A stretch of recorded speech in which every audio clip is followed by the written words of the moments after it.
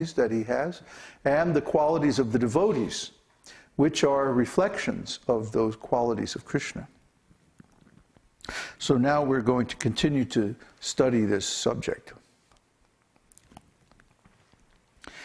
Some things which give impetus or stimulation to ecstatic love of Krishna are his transcendental qualities, his uncommon activities, his smiling features, his apparel and garlands, his flute, his buffalo horn, his ankle bells, his conchshell, his footprints, his places of pastimes such as Vrindavan, his favorite plant, tulasī, his devotees, and the periodic occasions for remembering him.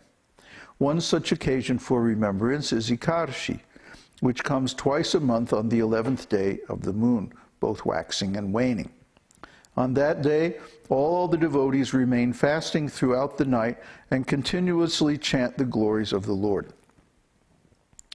So Ekādaśī, Eka means one, and Dashi means 10. So the 11th day. In the Vedic calendar, the days are counted from the new moon and from the full moon. And the interval, or the 2 weeks from the new moon to the full moon, is called the bright fortnight. And from the full moon to the new moon is known as the dark fortnight. So that's the Krishna Paksha. What's the other one? The dark fortnight? I'm sorry, yeah. Bright fortnight is Shukla Paksha, and the other one, the bright fortnight, dark fortnight is Krishna Paksha. For some reason I associate Krishna with brightness. But actually it's Krishna, in this case, means dark.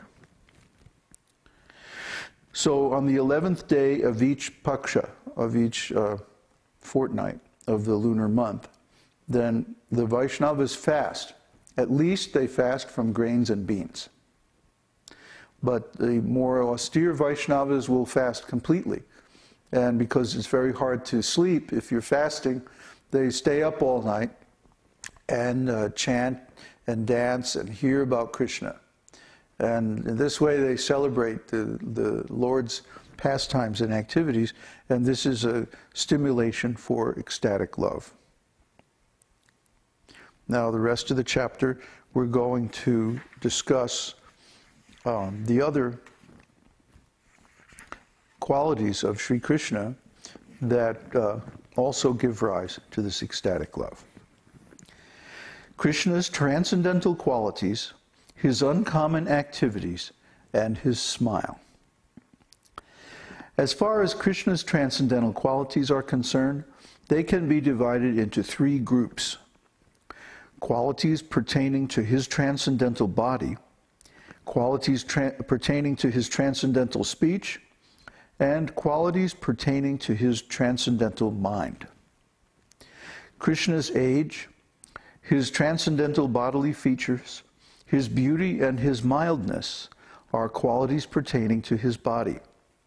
There is no difference between Krishna and his body, and therefore the transcendental features pertaining to his body are the same as Krishna himself.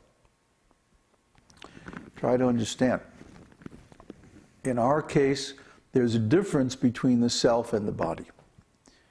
The material body is different from the soul.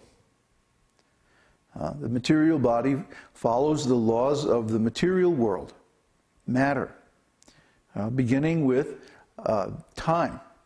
It's temporary. It comes into being at a certain time, exists for a certain length of time, and then it disappears. But the soul is eternal, which means it's never created and never destroyed. The principal symptom of the soul is consciousness. And consciousness is probably the most misunderstood thing in our existence. But just consider that in the absence of consciousness, in other words, when one's unconscious, nothing else is important. Nothing else is valuable. So consciousness is what gives the valuable things in our life their value. Because without consciousness, they have no value. They have no interest. We have no connection with them. They're gone. We can't even be conscious of them. So consciousness is the precursor, it's the preliminary factor that makes everything else in life possible. Without consciousness, really, we don't have life. Consciousness and life are the same thing.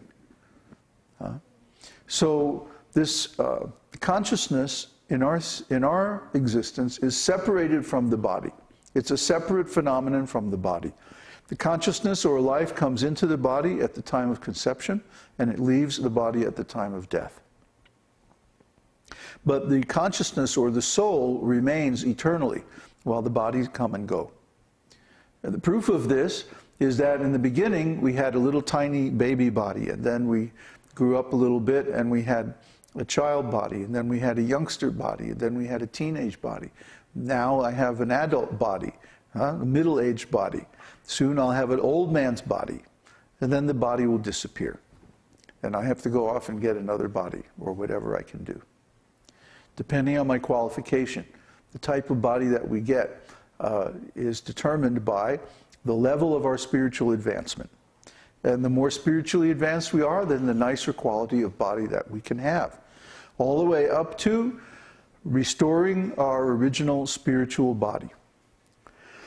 So just like Krishna, our original spiritual form is identical with the soul. But this material body being different from the soul is actually, a bad fit. It's uncomfortable.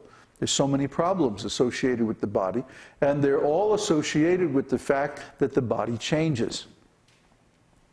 In the beginning, it changes, as I said, from boyhood to youth, babyhood to boyhood to youth to adult to old age. And then finally the body dies, and we have to change it for another body.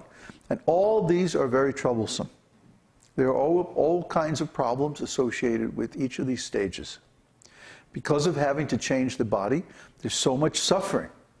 So we should understand that this material body situation is not our natural form of existence. If it were our natural or original form of existence, then like Krishna, our self and our body would be identical. We wouldn't be able to separate them. But we can see that our body and our self have two completely different sets of symptoms. They follow different laws, different activities, and they're made of different substances. Whereas in the spiritual world, both Krishna and his devotees are all spiritual. Their bodies and their souls are one. So in the material world, we have this duality to deal with, and this is the cause of all our problems. So anyway, because these qualities of Krishna stimulate the devotee's ecstatic love, they have been analyzed as separate causes of that love. To be attracted by the qualities of Krishna means to be attracted by Krishna himself, because there is no real distinction between Krishna and his qualities. They're all transcendental. They're all on the absolute eternal platform of existence.